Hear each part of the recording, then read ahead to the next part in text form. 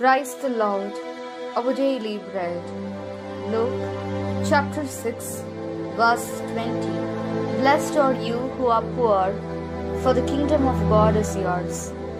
O Almighty God, thank you for giving this wonderful verse. May your presence shower on us. O Lord, give us the wisdom we need to realize that we, poor people, are blessed and come out of our inferiority complex.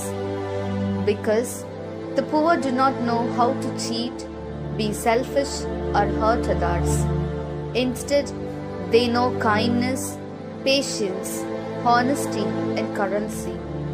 Therefore, bless us to live as your people. We ask this in the precious name of our Lord Jesus Christ. Amen. அன்றாட உணவு. லூக்கா அதிகாரம் 6 இறை வார்த்தை 20. ஏழைகளே, நீங்கள் பேறு பெற்றோர், ஏனெனில் இறையாட்சி உங்களுக்கு உரியதே.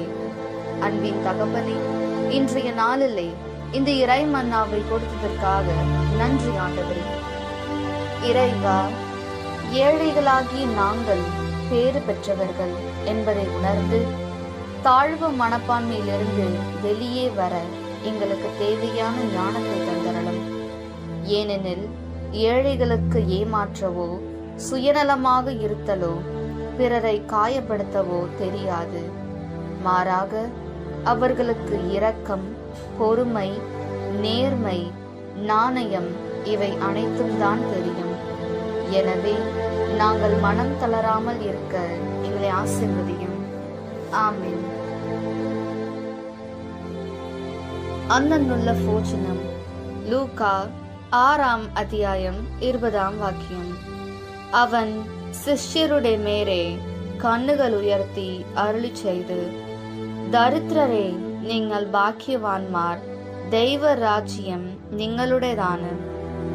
ദൈവമേ, ദരിദ്രരായ ഞങ്ങൾ ഭാഗ്യവാന്മാർ എന്ന് അങ്ങ് അരുളി ചെയ്തുവല്ലോ.